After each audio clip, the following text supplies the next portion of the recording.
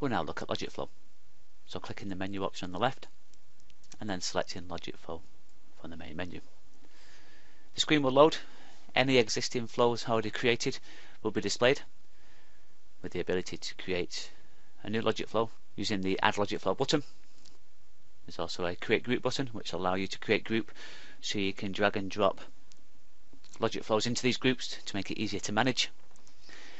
And then if you have any existing, it will give you the name with the ability to click into it, the ownership scope, the date it was created, and if it was an online or offline. So two different types. Your offline would be a LogicFlow for any users that haven't currently authenticated. So you can create a LogicFlow so a specific splash page is presented to them depending on the time or the day, or both. Whereas the online LogicFlow would be once they've authenticated, you can set redirects. So whether that's to an online splash page, to a URL, but you can also add in there, maybe send some communications or send using some of the connectors such as webhooks. Now we've already got an online one created. Now before we look at the online one, what I'm going to do is I'm going to create an offline one. So I'm going to click the Add LogicFlow button. I'm going to give it a name. So I've got this Ocean Hotel Offline Flow. I'm going to change it to offline. And because I'm at customer level, I can select any. So I'm going to keep it at company level and click Create. So the screen will load. At the very top we've got the name in brackets telling us it's an offline one. You've got move to stage in a drop down. Now currently, because we only have start created, we've only got the one stage, which is start. But if we add any of these elements, you'll be able to jump to those directly using this drop down. We can go back to the library and we can also save. And below that you've then got your screen. So as you can see, if I click and move my mouse, I can move around on here. I can use the chevrons. If I've dragged away, I can click the home button and it'll bring me back to the home. I can zoom in and I can also zoom out. On the right hand side, if I just close this off, you've got a number of options. You've got your LogicFlow nodes, so you've got your decision nodes.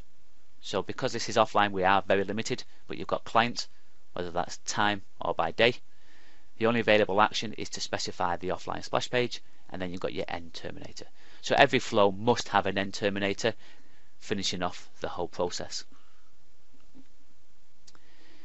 This particular option is grayed out, but it will become available once you select an option. So for example, client time of day, as soon as you drag that onto the page and click into it, you can see it becomes active. So it's the node parameters within that particular node. Let me just delete that one off and delete, yes. You've then got your, finally you've got your test your flow. So this will just test the functionality of your flow to make sure everything is correctly set up. Okay, so the first thing you'll need to do is either use the main heading, so your main decision node, which is client, and if I drag this one on, because it's the main option, you'll have a true outcome and a false outcome. So if I click this plus sign, I can specify whether it's going to be time or whether it's going to be day. So if I select day and I say is Monday, then the true outcome is yes, it is Monday, so the user will go down this route. If it's not Monday, then the user will go down this route. So if I were to apply this, you can see it's Monday. Now I can add additional. Now I can add onto here time as well. So let's say not only is it Monday, but it has to be before 10 AM. So again, a true and a false outcome.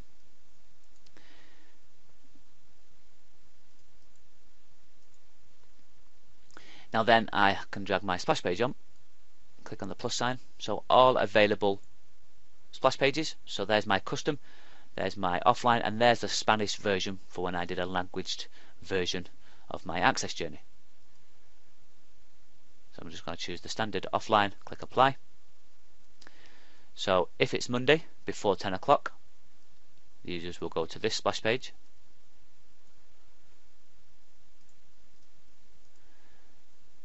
And then I'm going to drag this one back on again. This time I'm going to choose the custom splash page. And I'm going to put the false outcome to this one. So if it's Monday before 10, then yes, they'll go to this particular splash page. If it's not, they'll go to this one. So then I need to put an end terminator on and then attach both of those. And I'm going to end terminator for this one as well. And and then finally I'm just going to need to start the start. So I've attached the start to the client. True outcome goes to this splash page and then ends. If it's not Monday before 10, it will go to this splash page and then to the end.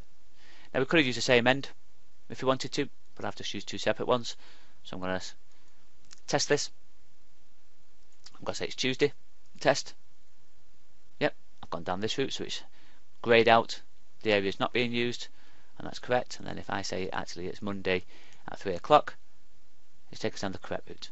So I'm happy with that. It's all tested correctly, so I can save. And you'll notice in here as well we have save and validate. So only validated logic flows will become available in an access journey to be able to assign. I'm going to save and validate. You can see I've got the tick, so it's now been validated. If I move to stage, you'll notice now I've got lots of options. I can jump to a specific area. But if I go back to my library, there's my offline that I've created, and that's now available, ready in my access journey to assign. Now if I jump into the online version and open up the nodes, you'll see there's a lot more nodes available. So you've got user, so you can go off gender, age, can we send them SMS, can we email them, last visited, language, email address, visits and birthday. You've got device, their operating system or browser, even the weather, so the temperature or conditions outside can affect what the user is sent to. Then your name, country, SSID, the provider type, the hardware type, the name or even the MAC address. And because we've got a live connection, we can send them a particular e-shot, send them to a specific splash page, to a URL redirect using a particular webhook. And then you've got your end terminators as we saw before. So in this example we've got the user's gender, so if they're male and less than 21, they'll go to this redirect, greater than 21, they'll go to this redirect. If they're female, again less than 21 here, over 21 here. So you can see some specific criteria here where we're targeting under 21s and over 21s, the males and the females. And in here, if you wanted to, before it got to the end, if you wanted to send them a communication as well, let's say an e-shot, you could add that in here. Let's drag that open and cancel the end terminator. And let's say this particular e-shot, you can delay 60 minutes, 2 hours, 4 hours, 12 hours. So I'm going to delay of 2 hours. Click apply. And then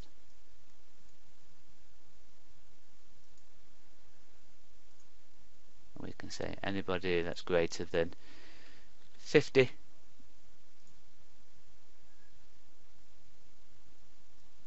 will receive this particular e-shot.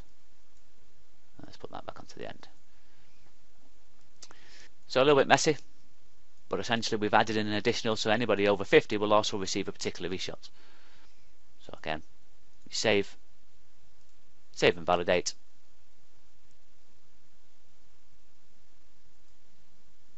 And I can now go to my access journey, click into this access journey I already got created. You see we've got LogicFlow, and in here now we've got a drop down because we've created an offline and an online. We can select our offline and we can also set our online. So this redirect now becomes obsolete because we've got a LogicFlow redirect. Now if this LogicFlow was only communication, then it would still use the redirect, but it looks in here first, checks the relevant flows, and then sends the user accordingly.